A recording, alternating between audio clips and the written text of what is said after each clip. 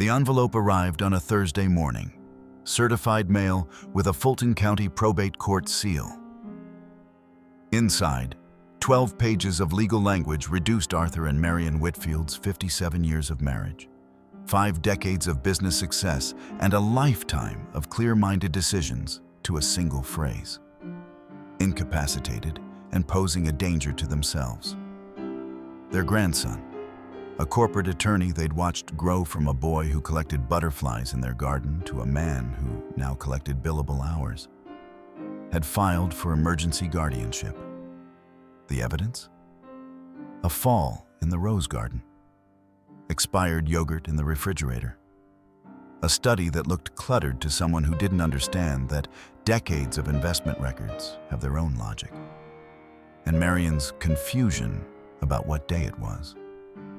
Confusion that only appeared when Jeremy stood over her with his clipboard, firing questions like cross-examination. In mansions across Atlanta, in modest homes in every city, this scene repeats itself. Competent elders labeled incompetent. Independence reframed as danger. Love disguised as control. But when Claudette Washington, their housekeeper of 6 months, walked into the conservatory that Wednesday evening and found Marion crying among her roses, she didn't offer comfort. She asked a different question entirely. "What do you need?" The answer would change everything. Have you ever watched someone you love lose their voice? Not because they couldn't speak, but because no one would listen? Stay with us to discover how one woman with nothing but medical debt and moral clarity stood between a billionaire couple and the grandson who saw their wealth but not their worth.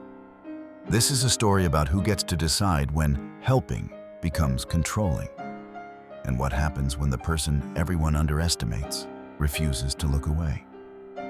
Because sometimes the person labeled just the help is the only one who sees clearly. The morning light filtered through the conservatory glass in slanted columns, catching dust motes that drifted like lazy fireflies above Marion Whitfield's prize roses. She hummed something tuneless, a habit Arthur teased her about. While inspecting a Peace hybrid she'd been nursing through black spot, the bloom was finally clean, cream petals blushing pink at the edges. Her pruning shears sat on the high shelf where Arthur had left them yesterday. She'd mentioned it twice. Tools belonged on the lower rack. 57 years of marriage meant knowing when to let things go. This morning, she decided, wasn't one of those times. The stone pathway felt solid beneath her garden clogs. She stretched upward, fingers brushing the sheer handles, then stretching further. The world tilted sideways before her mind registered the stumble. Her hip struck stone, then her shoulder, the impact driving breath from her lungs in a surprised gasp. 20 minutes passed before Arthur found her. She'd managed to sit upright, back against the wall. But rising proved impossible. Her hip throbbed with each heartbeat. "Marion?" His voice cracked with something she rarely heard. Fear. "I'm fine." The words came automatically, though her hip argued otherwise. "Just clumsy." Arthur helped her stand with surprising gentleness for a man who'd spent their marriage moving through the world with corporate decisiveness. Inside, he settled her on the living room sofa, disappearing to return with ice wrapped in a kitchen towel. "We should go to the hospital." "We should not." Marion adjusted the ice, wincing. "I don't need strangers poking and prodding. It's a bruise, Arthur. Old bones complaining about being old." He recognized the tone, the one that ended discussions rather than invited them. After lunch, she walked the house's perimeter with only slight limping. By afternoon, she'd returned to her desk, answering emails from botanical societies in Oregon and Scotland. Claudette Washington arrived at 4 o'clock, exactly on schedule. She'd worked for the Whitfields 6 months now. A quiet woman who remembered Arthur took his coffee black and Marion preferred Earl Grey after 3. Today she noticed Marion's careful movements, the way she shifted weight when standing. "Are you all right, Mrs. Whitfield?" "A silly fall this morning. Nothing serious." Claudette's expression remained neutral, but her eyes assessed with professional care. "Have you seen a doctor?" "I don't need a doctor for bruises." Marion's voice carried more sharpness than intended. "I apologize. It's been a frustrating day." "No apology needed." Claudette moved toward the kitchen. "I'll make something gentle for dinner.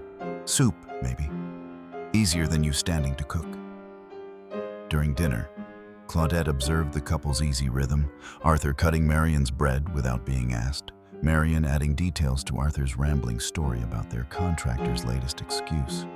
They finished each other's sentences, communicated through glances, existed in the synchronized dance of decades together. At 8 o'clock, Claudette collected her coat and purse. "I'll see you Wednesday, same time?" "Of course."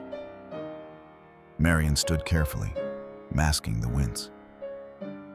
"Thank you, Claudette." Driving home through Atlanta's evening traffic, Claudette pulled her journal from her bag at the first red light. She'd started keeping detailed notes after Marcus's diagnosis. Documentation the insurance companies could never dismiss as confused family member testimony.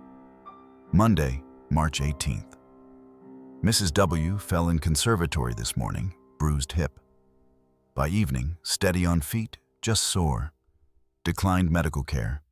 Stated preference, not confusion. Couples interaction normal, attentive, collaborative, mentally sharp.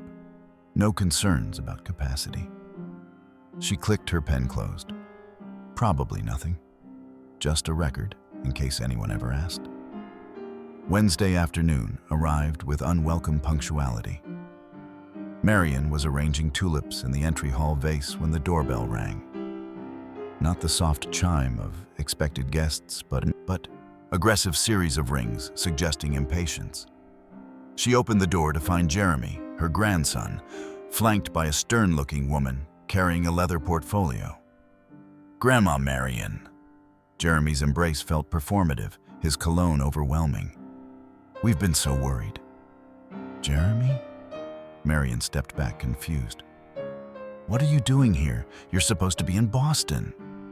"Mrs. Chen called me." His concern looked practiced. "She said you'd had a fall, that she was worried about you and Grandpa living alone in this big house." Marion's confusion deepened. Margaret Chen had been here Tuesday for lunch, their weekly ritual, and mentioned nothing about calling anyone. "Margaret didn't." "This is Diane Foster." Jeremy gestured to his companion. "She's a geriatric care manager. I asked her to do an assessment just to make sure you're both safe." Arthur appeared from his study, reading glasses still perched on his nose. "Jeremy, what's this about?" "Just a wellness check, Grandpa." Jeremy's smile didn't reach his eyes. "When was the last time you saw a doctor? Either of you?" "We're fine," Arthur said flatly. "Are you?" Jeremy moved through the house with proprietary ease. "When did you last take your medications? Do you remember what day it is? Have you been forgetting things?" Marion felt the questions like physical blows. "We take our medications properly. I manage them myself. I have a system." "A system?" Jeremy's tone suggested she'd said something adorable and wrong. "Can you show me?" Diane Foster was photographing the study. Arthur's decades of investment files arranged in stacks that made perfect sense to him, but probably looked chaotic to strangers. She opened the refrigerator, removing a yogurt container, showing Jeremy the expiration date from 3 weeks ago. "See?" Jeremy addressed Marion as though she were a confused child. "Little things like this, they add up." Claudette arrived at 4 to find the interrogation in full swing. Jeremy immediately intercepted her. "You're the housekeeper?" His assessment was dismissive. "How long have you worked here?" 6 months. "Have you noticed any confusion?" Memory problems? Do they forget where they are sometimes? Claudette met his gaze steadily. I've noticed nothing concerning. Really? Jeremy's skepticism was obvious. You're here what, twice a week? You can't possibly monitor them adequately. In the living room, Marion sat rigidly while Jeremy questioned her. What day is yesterday? When did you last speak to your other grandchildren? Where did you meet Grandpa? The questions came rapidly, demanding immediate answers. Marion stumbled over whether Monday had been 2 or 3 days ago, her mind suddenly blank. Jeremy's expression shifted to satisfaction. It's okay, Grandma. You're just confused. That's why I'm here. To help. At 6 o'clock, Jeremy and Diane finally departed. Jeremy promising to check in tomorrow, his tone making it sound like a threat rather than comfort. Arthur stood frozen in the hallway. Marion fled to the conservatory. Claudette found her there 20 minutes later, tears streaming silently down her face among the roses she'd cultivated for 40 years. He made me feel stupid, Marion whispered. I couldn't remember if yesterday was Monday or Tuesday. Who can think clearly under that kind of pressure? Claudette sat beside her on the stone bench, not touching, just present. My husband had early onset dementia. I know the difference between actual confusion and stress. Marion's tears fell silently, catching the late afternoon light filtering through the conservatory glass. Claudette sat beside her on the stone bench, close enough to offer presence without crowding. Tell me about this one, Claudette said softly, gesturing to a coral-colored bloom nearby. Marion looked up, surprised. That's Rosa Compassion, apricot pink, repeating bloomer, planted 1989. The answer came automatically, her voice steadying. And that one? Peace Hybrid. I grafted it myself from rootstock my mother gave me before she died. Marion touched her face, realizing her tears had stopped. You're testing me. I'm listening to you. Claudette met her eyes. My husband had early onset dementia. I spent 6 years watching him forget who he was. I know what real confusion looks like, Mrs. Whitfield. What I saw today wasn't that. Marion, she whispered. Please call me Marion. Marion. Claudette let the name settle between them. Tell me your grandchildren's birthdays. Marion recited all 5 without hesitation, including birth years and middle names. She described her wedding anniversary, June 12, 1968, Second Baptist Church, rain that cleared just before the ceremony. She listed the botanical names of every rose variety visible from where they sat. Arthur appeared in the doorway, his shoulders carrying defeat. He settled on Marion's other side, taking her hand. Jeremy's been pressuring us for months, he said without preamble. Wants us to sign documents selling Whitfield Pharmaceuticals. Merger with some pharmaceutical conglomerate. You built that company, Claudette said, from our garage in '72. Arthur's voice held 50 years of pride and grief. Marion did the research partnerships. I handled business operations. We priced medications fairly, not what the market would bear, but what people could afford. Made us respected, not rich. The merger would eliminate 1,200 jobs, Marion added. Arthur refused. Jeremy didn't take it well. How much does he gain from this merger? Arthur's laugh was bitter. 40 million. Consulting fee he negotiated with the acquiring firm. Found the agreement in his briefcase 2 months ago when he left it here. The pieces aligned in Claudette's mind with terrible clarity. What do you want? She asked. Not what Jeremy wants, not what's easiest. What do you want? Marion's answer came immediately. To stay in our home, to make our own decisions, to protect what we built. To prove we're not incompetent fools, Arthur added. Claudette stood, her decision crystallizing. Then we document everything. Your routines, your capabilities, your mental clarity. Everything Jeremy claims you've lost, we prove you haven't. Claudette, you can't, Marion began. I already am. She pulled out her phone, checking the time. It's 6:47 p.m. You've been crying because your grandson made you feel incompetent, not because you are. Your hip is still sore from Monday's fall, but you walked from the house to here without assistance. You just recited 15 botanical names, 5 birthdays, and your anniversary date. You're managing this household, corresponding with botanical societies worldwide, and making rational decisions about your medical care. Arthur stared at her. You're documenting us already. I document everything. Learned it fighting insurance companies during my husband's illness. Claudette's voice softened. Marcus taught me that when systems fail people, someone has to keep the record straight. We can't ask you to risk. You're not asking. I'm choosing. Claudette looked between them. I've been where you are, fighting systems designed to dismiss you. I lost that fight. I won't lose this one. Marion's next question was barely audible. What do we do first? First, I make us dinner. Then, we start building your defense. Thursday morning arrived with cruel precision. Claudette was preparing breakfast when the doorbell's aggressive ringing shattered the kitchen's quiet. Through the window, she watched Jeremy stride toward the door, a leather portfolio under his arm, his expression radiating grim satisfaction. Arthur reached the door first. Jeremy didn't wait for an invitation, pushing past into the foyer. We need to talk. He dropped the portfolio on the hall table with deliberate force. Both of you, now. Marion appeared from the conservatory, still in her gardening clothes. Jeremy, what's happening is I'm protecting you from yourselves. He extracted papers from the portfolio, spreading them across the mahogany surface.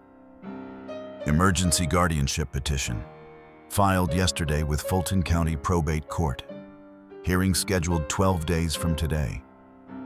The words hung in the air like suspended glass, waiting to shatter.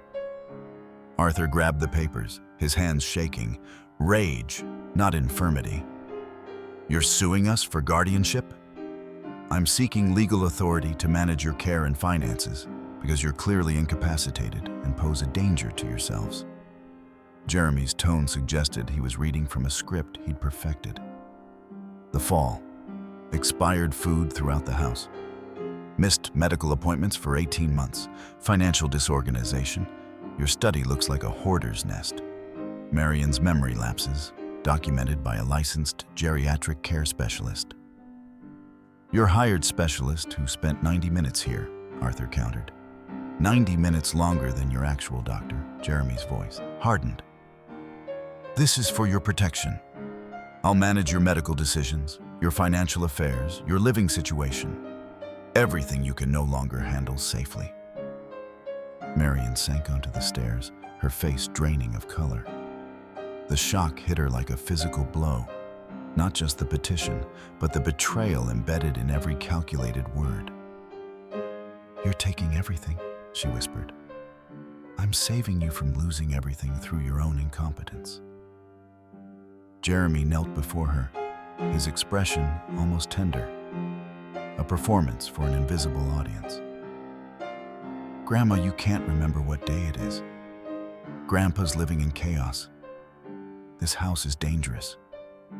I'm doing what Dad would have wanted. Don't you dare. Arthur's voice cracked. Don't use Daniel's memory to justify this. Someone has to. You're living in denial while you deteriorate. Claudette's key turned in the back door at 11 a.m., her scheduled arrival. She found them frozen in a terrible tableau. Jeremy triumphant, Marion catatonic, Arthur vibrating with impotent fury. She read the petition twice, her nursing training translating the legal language into its brutal truth. This wasn't protection. This was theft disguised as concern, a power grab wrapped in family obligation. "Do you have an attorney?" she asked quietly. Arthur's laugh was broken. "Harold Mitchell, dead 8 months ago. Never replaced him." Jeremy stood. "You can't afford to fight this, Grandpa. Every delay puts you both at greater risk. Sign the consent forms now. Make this easy on everyone." "Get out!" Claudette's voice cut through his manipulation like surgical steel. Jeremy finally acknowledged her presence. "Excuse me. Leave, now, before I document this harassment for their future attorney." "Their future..." He studied her with new attention, recognizing threat. "You're overstepping badly, Ms. Washington. I'd hate to include you in this petition as someone exploiting vulnerable elders. I'd hate to testify about your behavior today." Claudette held his gaze. 12 days gives us time to prepare. You might want to use that time examining your own motives." After he left, Claudette found Marion and Arthur sitting in stunned silence, the legal papers scattered around them like debris after an explosion. She picked up her phone and began making calls. Claudette spent Thursday afternoon on her phone, pacing the Whitfields' kitchen while they sat shell-shocked in the living room. Legal aid had a 3-week waiting list. Elder law specialists quoted retainer fees the couple could afford but wouldn't access without Arthur's signature. Signatures Jeremy's petition now rendered legally questionable. 12 days, one attorney said. "Courts don't move that fast. You need someone already familiar with guardianship defense, and those people are booked." By evening, Claudette had exhausted every lead. She found Marion in the conservatory, deadheading roses with mechanical precision, her face expressionless. "I'm going to my church tomorrow morning," Claudette said. "Someone there might know someone." "You've done enough." Marion's voice was hollow. "We can't ask you to..." "You're not asking." Friday morning, Second Baptist's office smelled like coffee and old hymnals. Reverend Dr. Patricia Hayes looked up from her desk, took one look at Claudette's face, and closed her laptop. "Tell me." Claudette laid out the situation in 10 minutes, concise, factual, urgent. Reverend Hayes listened without interrupting, her expression growing progressively graver. "Simone Bradley," she said finally, "elder law specialist, tough as nails, owes me a favor from when I connected her grandmother with housing assistance." She was already dialing. "Simone, Patricia Hayes, I need you this afternoon. It's important." 3 hours later, Simone Bradley sat in the Whitfields' living room, her leather briefcase open on the coffee table, her expression skeptical but attentive. She was younger than Claudette expected, mid-30s, wearing a crisp navy suit, her natural hair pulled into a professional bun. "I'll be straight with you," Simone said after reviewing the petition. "This is bad. Courts err on the side of caution with elders, and Jeremy's documented everything. Fall, expired food, missed medical appointments, financial disorganization, memory issues. It reads like a textbook case for protective intervention." Arthur's jaw tightened. Marion looked away. "But," Simone continued, "documentation cuts both ways. If we can prove your competency as thoroughly as he's alleged your incapacity, we have a chance. I can defend you in court, but I need evidence. Real, detailed, daily evidence." "How do we get that in 12 days?" Arthur asked. Claudette had been thinking about this since Thursday. "I document everything, starting now. Daily logs of your activities, your decision-making, your cognitive function, video evidence, detailed records." "Claudette, you can't..." Marion began. I'll work extended hours, 8 a.m. to 8 p.m., not as your housekeeper, as your documenter, your advocate. We can't pay you for. We'll figure out payment later. Claudette's voice was steady. Right now, we build your case. Simone studied her with new interest. You have experience with this kind of documentation? My husband had early onset dementia. I spent 6 years fighting insurance companies, disability claims, medical establishments that treated him like a case file instead of a person. I learned to document everything because if I didn't, he disappeared into their paperwork. Claudette's hands clenched. I lost that fight. Marcus died and I spent 18 months paying off medical debt while knowing I'd done everything right, and it still wasn't enough. The room was silent. I won't lose this fight, Claudette said quietly. I can't. Marion reached for her hand. We can't ask you to risk. I'm not asking permission. I'm telling you what I'm doing. Claudette met her eyes. What do you want? Marion? Really want? To stay in my home, to make my own decisions. Marion's voice strengthened. To prove I'm not incompetent? Then we prove it. Claudette looked at Simone. What do you need? Simone's expression had shifted from skeptical to calculating. Everything. Medical records, financial documents, daily routines, social interactions, cognitive assessments. We turned their competency question into our competency showcase. When do we start? Arthur asked. Right now. Claudette pulled out her phone, opening a new document. Friday evening, 5:47 p.m. Arthur Whitfield sits in his study, surrounded by 50 years of investment records organized in a filing system he designed. Marion Whitfield inspects her rose garden, identifying each variety by botanical name. She looked up at their stunned faces. This is day one. Let's build your defense. Saturday morning arrived with purpose. Claudette entered the Whitfield mansion at 8 sharp, her phone fully charged, her notebook crisp with empty pages waiting to be filled. She'd learned during Marcus's illness that documentation wasn't just record-keeping. It was warfare against a system designed to dismiss inconvenient truths. Tell me your morning routine, she said to Arthur, who looked up from the Wall Street Journal spread across the breakfast table. Coffee, paper, check the markets. Show me. She filmed him reviewing his portfolio, $8 million across diverse holdings, each decision annotated in meticulous handwriting. He explained his reasoning for shifting 5% from tech to pharmaceuticals, referencing quarterly reports and market trends with the fluency of someone who'd spent 50 years reading economic patterns like other people read weather. 12% annual return, Arthur said without pride, just fact. Better than most managed funds. Claudette noted it all. Timestamp, 8:47 a.m. Subject demonstrates comprehensive financial knowledge, strategic thinking, recent market awareness. In the conservatory, Marion moved between her roses with the confidence of a surgeon in an operating room. This is Rosa Peace, planted 1989. That's compassion, apricot pink, repeating bloomer. She touched a leaf, frowned. Early signs of black spot. Need to adjust the sulfur spray ratio.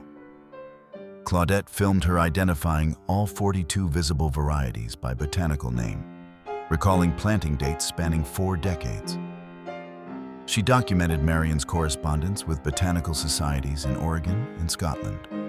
Emails composed in clear prose discussing propagation techniques and disease resistance. By noon, her phone contained 2 hours of footage showing sharp minds in aging bodies, the gap between appearance and reality that Jeremy had exploited with surgical precision. Margaret Chen arrived at 2 for their weekly tea. Claudette positioned herself discreetly in the adjacent room, filming through the doorway. Marion discussed the latest Fed policy changes, recalled details from Margaret's daughter's wedding 2 months prior, made a sophisticated joke about inflation rates that sent Margaret into delighted laughter. "Your memory's sharper than mine," Margaret said. Marion's smile was wry. "Tell that to my grandson." That evening, Arthur found Claudette compiling her spreadsheets. Medications taken correctly at prescribed times, meals planned with nutritional awareness, social interactions demonstrating cognitive engagement. "Haven't felt this scene in years," he said quietly. Claudette looked up from her laptop. The conservatory lights cast shadows across his face, highlighting the weathered dignity Jeremy had tried to reframe as deterioration. "You've been invisible to the wrong people," she said. "We're changing that."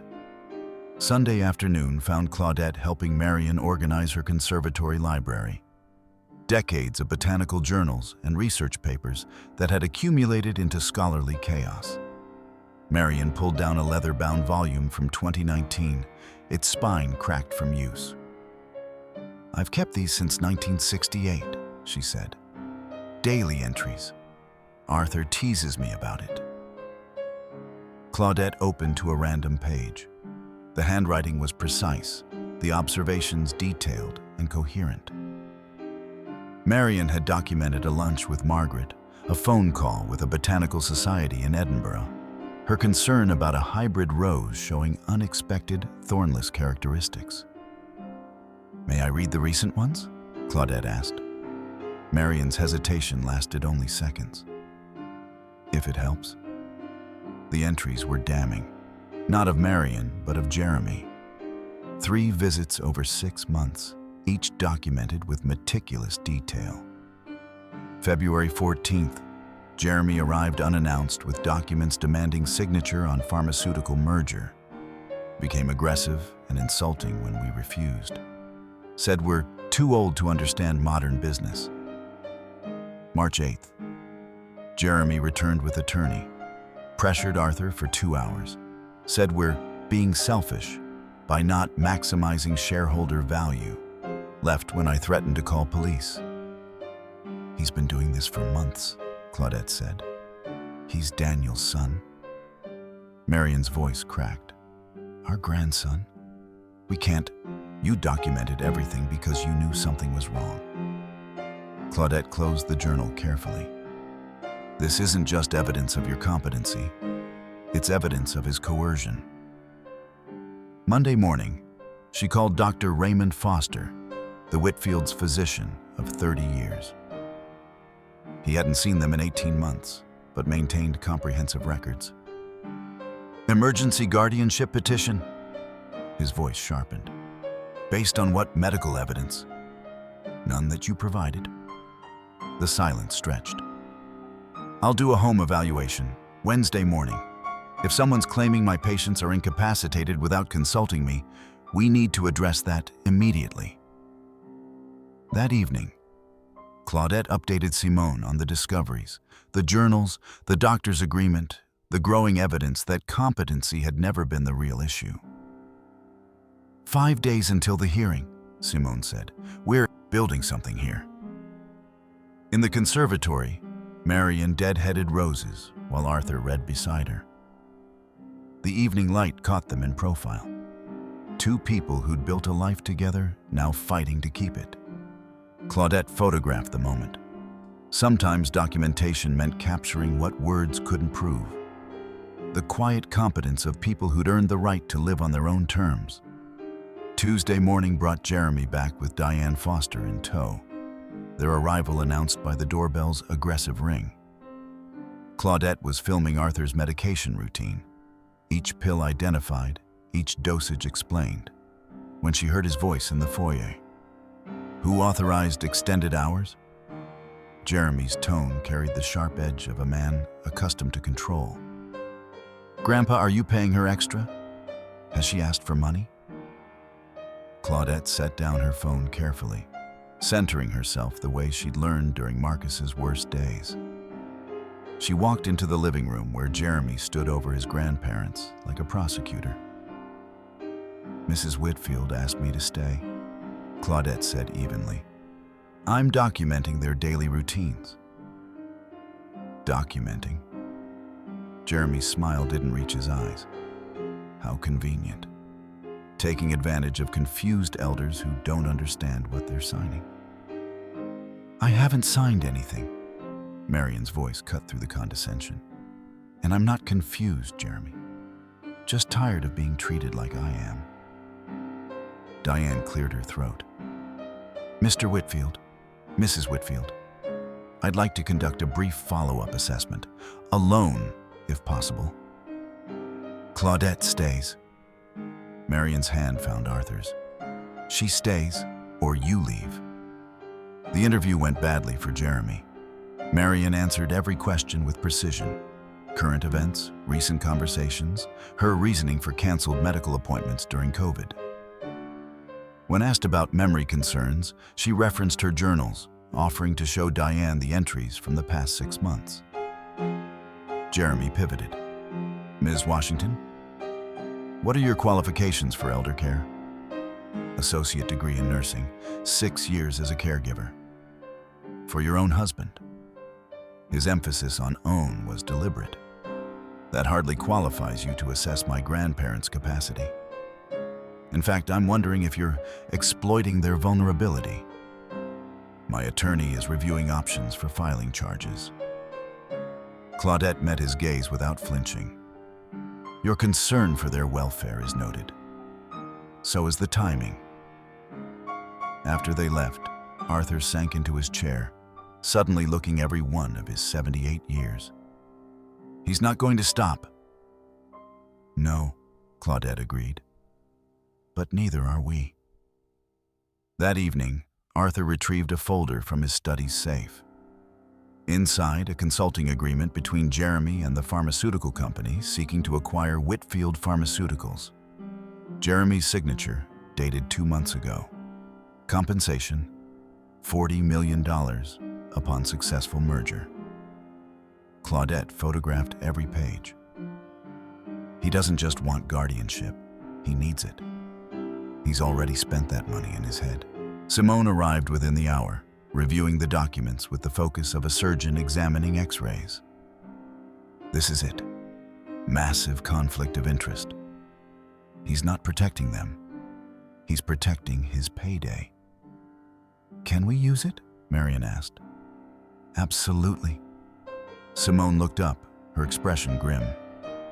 But it'll destroy any remaining relationship with Jeremy. He'll know you found this deliberately. Marion's fingers traced the edge of her wedding ring. He destroyed it first. We're just making it visible. Wednesday morning, Dr. Raymond Foster arrived with the methodical efficiency of someone who'd spent 40 years making house calls matter. He spent 3 hours with the Whitfields. Cognitive testing, physical assessments, medication reviews. Arthur scored 29 out of 30 on the mini mental state examination. Marion scored 28. Both normal for age, Dr. Foster said, closing his medical bag. Some age-related changes, yes. Incapacity? Absolutely not. Frankly, I'm appalled anyone filed this petition without consulting me first. Will you testify? Claudette asked. I'll do better than testify. I'll eviscerate any medical claims they try to make. But victory came with unexpected costs. Rosa, the laundry assistant, cornered Claudette in the kitchen that afternoon. You need to be careful. People like us, we don't challenge people like them and walk away clean. People like us? Rosa's expression was equal parts sympathy and exasperation. Black women working in white folks' houses. My cousin tried helping her employer when the family wanted her in a home. Got sued, lost everything. These people got lawyers and money. What you got? The truth. Truth don't pay legal bills. The words followed Claudette through the afternoon as other staff members, the landscaper, the pool service, treated her with new wariness. She'd crossed an invisible line, violated the unspoken rules about knowing your place. Margaret Chen's call came at 5, Jeremy contacted me, claimed I'd reported Marion as endangered, asked me to provide a statement supporting the guardianship. What did you say? I told him I never called him about Marion, that his claim was false. Then I called you. Margaret's voice hardened. He's fabricating evidence, Claudette. The concerned neighbor was always a lie. That evening, Claudette compiled her notes while Marion and Arthur sat close together on the conservatory bench, their synchronized breathing the only sound beyond the fountain's gentle splash. "We're sorry," Marion said quietly, "for what this is costing you." Claudette looked up from her laptop. Through the glass walls, Atlanta's lights spread across the horizon, a city full of people fighting their own battles against systems designed to dismiss them. "I'm not," she said, "not for a second." But driving home that night, Rosa's warning echoed. She documented everything, built an ironclad case, and made herself a target. 5 days until the hearing. 5 days to prove that sometimes the person everyone underestimates is the only one who sees clearly. Or 5 days to lose everything she'd rebuilt after Marcus's death. Thursday morning, Simone spread their evidence across the Whitfield dining table like a general planning battle strategy. Dr. Foster's evaluation, Claudette's documentation, Arthur's financial records, the consulting agreement proving Jeremy's $40 million conflict of interest. "We have everything we need," Simone said. "But the journals are our strongest weapon." Marion's entries show competency through consistent, detailed observation over decades. They also document Jeremy's coercion. Marion's hand trembled as she touched the leather-bound volumes. "He's still our grandson. Daniel's son. We can't..." "Can't what?" Arthur's voice was rough. "Tell the truth? Destroy the last piece of our son we have left." Marion looked between them, her composure cracking. "Daniel died 5 years ago. Jeremy is all that remains of him. If we use those journals, we're saying Daniel raised a monster." The room fell silent. Claudette understood the weight of that statement. The way grief complicated everything, made you choose between protecting yourself and protecting memories. "What if we compromise?" she offered quietly. "Use the journals to prove your competency, the detailed entries, the clear thinking, the memory. But redact Jeremy's worst quotes. Show the court you're sharp without making it about him." Marion met her eyes. "That feels like losing either way." "It feels like surviving," Claudette corrected gently, "which is what we need you to do." Marion nodded slowly, then reached for her reading glasses. "Then let's choose which entries prove I know my own mind." They worked through lunch and into the afternoon, Marion reading passages aloud while Simone took notes. Her entries were remarkable. Observations about rose diseases, correspondence with international botanists, detailed accounts of conversations that demonstrated both memory and analytical thinking. At 3 o'clock, Marion's phone rang. Jeremy's attorney, according to the caller ID. "Mrs. Whitfield, this is Warren Price. I'm calling to inform you that we've filed an emergency motion to move the hearing to Monday. The court has granted it due to concerns about immediate risk." Marion's face drained of color. "That's 4 days from now. We had a week left. We believe delay puts you in danger. See you Monday, 9 a.m. After he hung up, Arthur voiced what they were all thinking. They learned about Dr. Foster. They're rushing the hearing before we can prepare. Simone was already on her phone, pulling up the court filing. They claim Marion showed acute confusion during their Tuesday visit, and Arthur exhibited concerning hostility. They're arguing the delay poses imminent risk. "That's a lie," Marion said. "I answered every question correctly." "I know. but they're betting the judge will err on the side of caution. Simone set down her phone. We have 3 days now instead of 7. Can you be ready? We don't have a choice, Arthur said. Claudette's phone buzzed. A notification from the Postal Service. Certified mail delivery. She walked to the front door, signed for the envelope, and felt her stomach drop as she read the return address. Jeremy's law firm. Inside, a lawsuit. Elder manipulation and financial exploitation. Damages sought, $500,000. She read it twice, the words blurring. Everything she'd rebuilt after Marcus's death. The modest savings, the careful budget, the slow climb from $87,000 in medical debt to something resembling stability. All of it threatened by 20 pages of legal accusations. Marion appeared in the doorway. Claudette, what is it? She handed over the papers wordlessly, watched Marion's expression shift from confusion to horror to rage. He's trying to destroy you, Marion whispered. Because you helped us. He's trying to silence me, Claudette corrected. There's a difference. But that night, alone in her apartment, she let herself break down. She'd risked everything for 2 people she'd known 6 months. And Jeremy was making sure she paid for it. The certified letter arrived at Claudette's apartment Friday afternoon, its weight somehow heavier than paper had any right to be. She read it once standing in her doorway, then again sitting at her kitchen table. Then a third time because surely the words would rearrange themselves into something less devastating.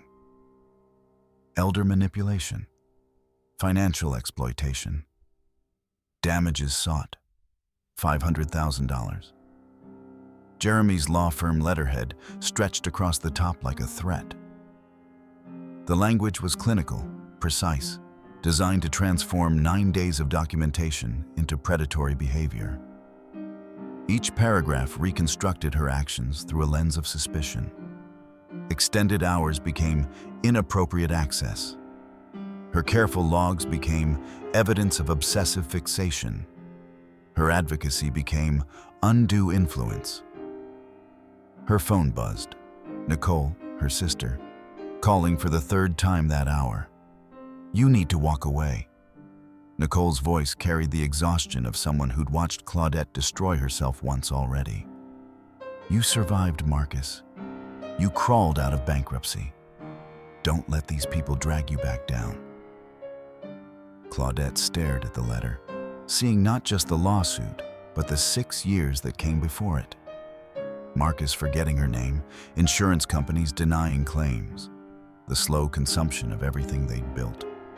She'd emerged from that with nothing but $87,000 in medical debt and the knowledge that she'd fought as hard as anyone could fight. I can't abandon them, she said quietly. You barely know them.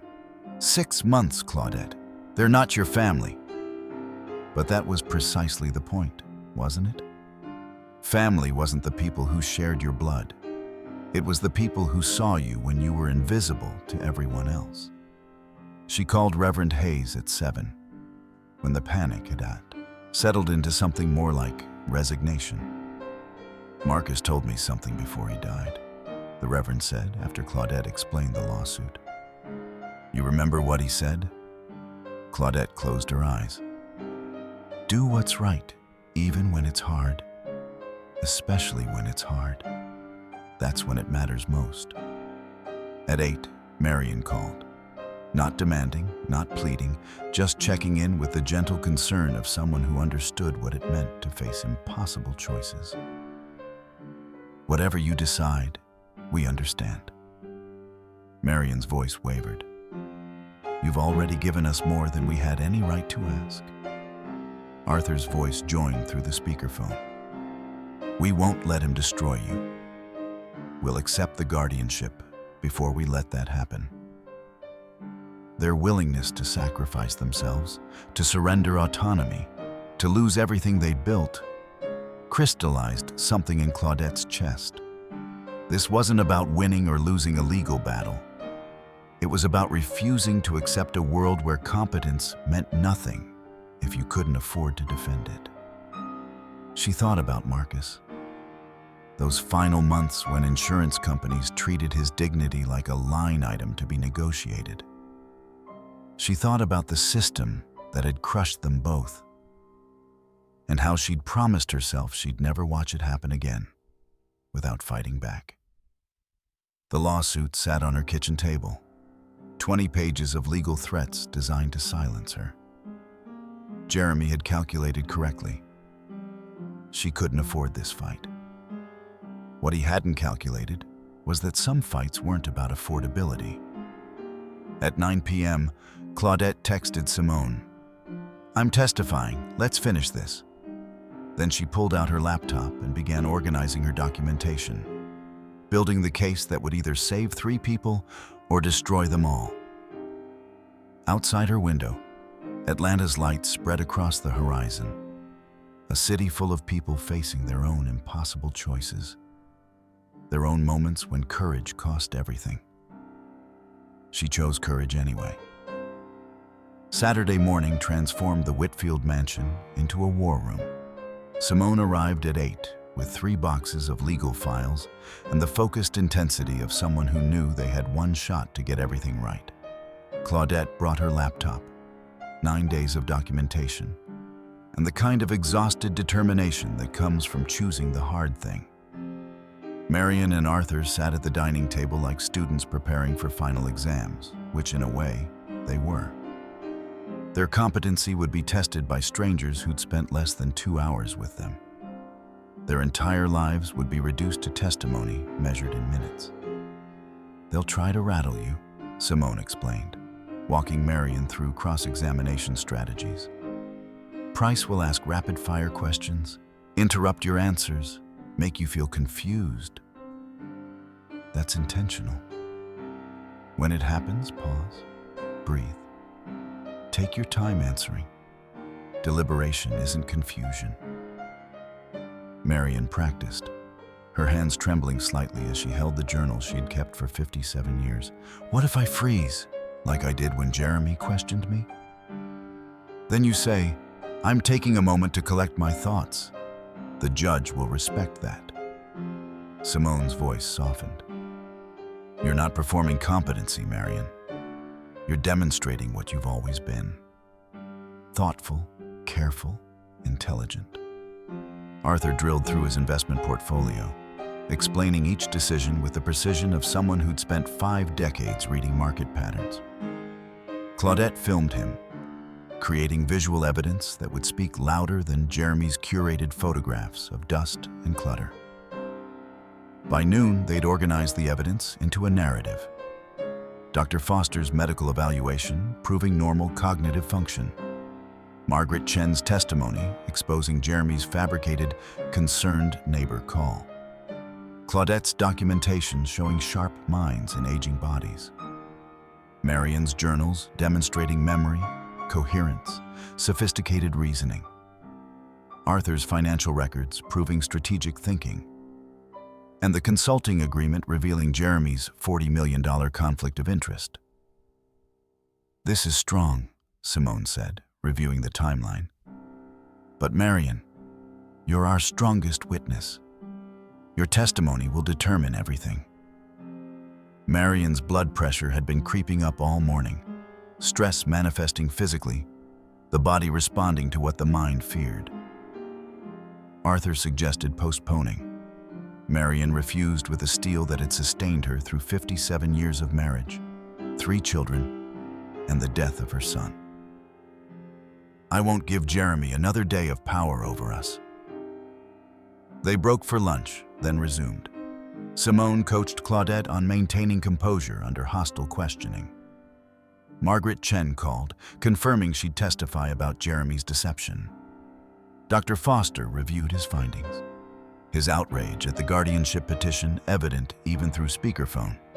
Evening settled across the conservatory like a held breath. Marion sat among her roses, writing in her journal with the careful script that had documented her life for decades. Arthur read beside her, their synchronized breathing the only sound beyond fountain water. Claudette photographed them.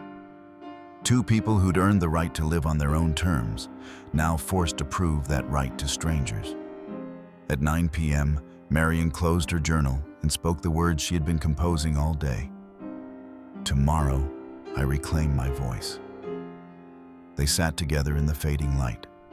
Three people bound by choice rather than obligation, by respect rather than hierarchy. Outside, Atlanta prepared for Monday morning.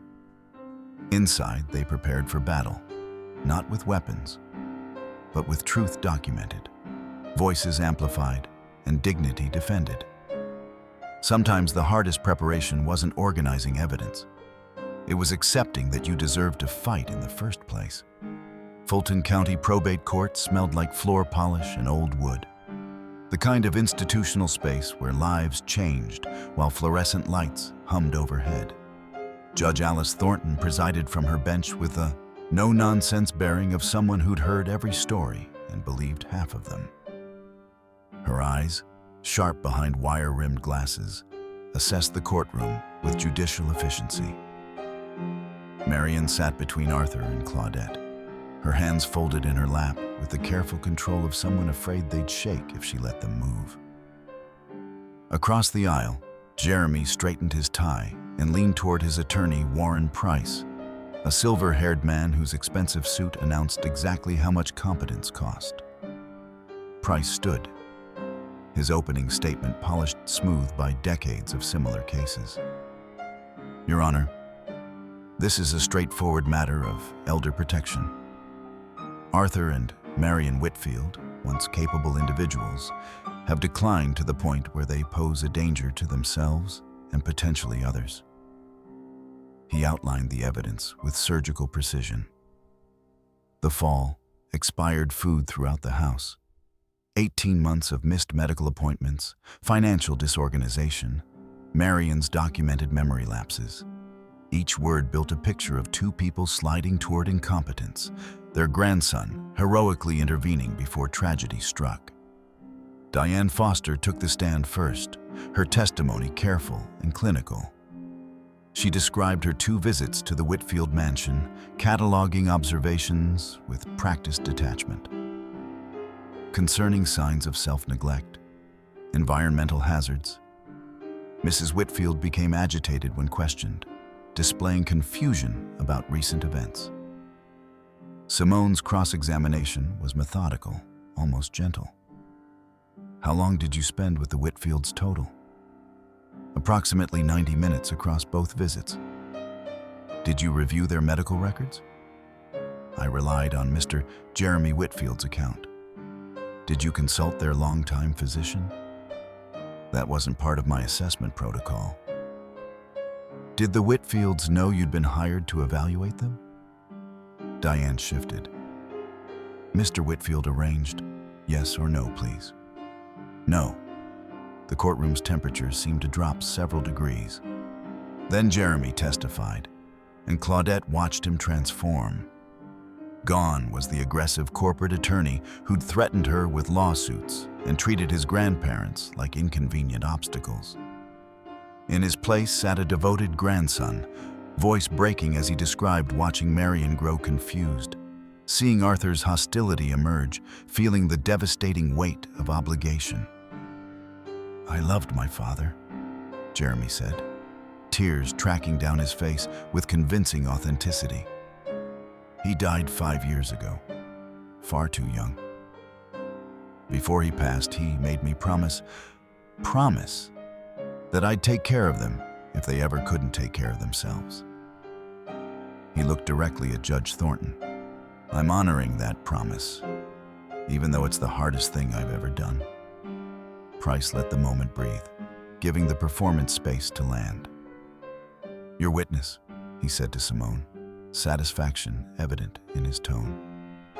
But Simone simply nodded, as if Jeremy had told her exactly what she needed to hear. "No questions at this time, Your Honor." Then, courtroom stirred with confusion. Arthur's jaw tightened. Marion's hand found Claudette's beneath the table, squeezing hard enough to hurt. At 11:30, Judge Thornton called recess for lunch. In the hallway, Arthur turned on Simone. Why didn't you challenge him? He just performed his way into guardianship. Simone's smile was small and knowing. He performed perfectly. And when we contrast that performance with reality, with evidence, with medical evaluations, with documentation that can't cry on command, the gap between his concern and his truth will be impossible to ignore. She looked at Marion, whose trembling had finally started to ease. Your turn to reclaim your voice is coming. He set the stage. Now we show what truth looks like. 1 o'clock arrived with the weight of everything depending on the next few hours.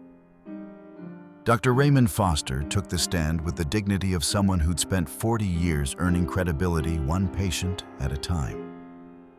His testimony was thorough, methodical, devastating to Jeremy's case. I conducted a comprehensive evaluation last Wednesday, he explained, his voice carrying the authority of experience. Mini mental state examination. Arthur scored 29 out of 30, Marion scored 28. Both scores fall within normal range for their age group. He looked directly at Judge Thornton. These are not incapacitated individuals. They show typical age-related changes, but no cognitive impairment that would warrant guardianship.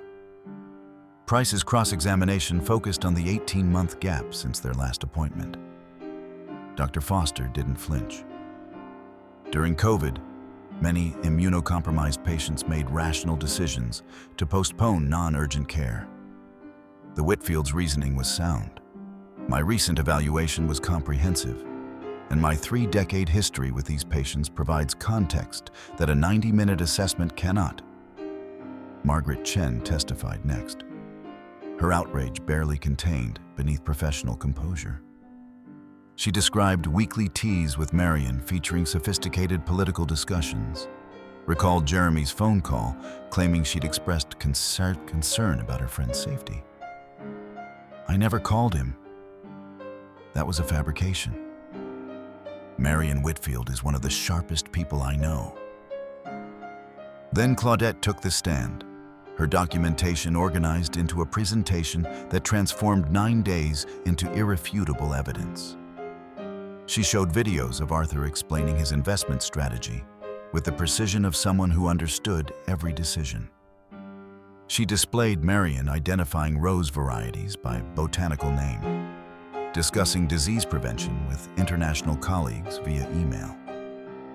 I'm just a housekeeper, Claudette said when Price tried to dismiss her expertise.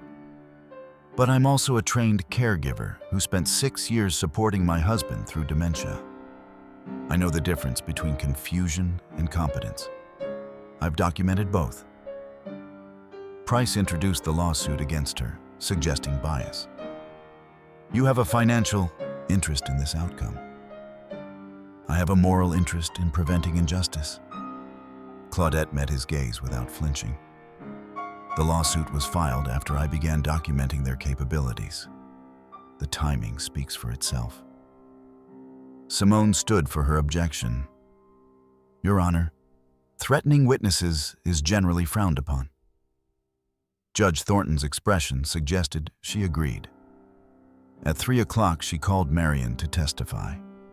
The courtroom fell silent as Marion approached the stand, her hands steady now, her voice clear as she took the oath. She began with her journals, 57 years of entries demonstrating memory, analytical thinking, coherent observation. She read passages about her rose cultivation, her correspondence with botanical societies, her rational decision to postpone medical care during a pandemic.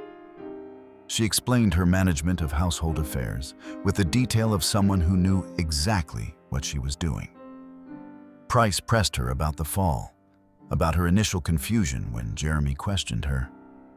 Marion's answer was simple and devastating.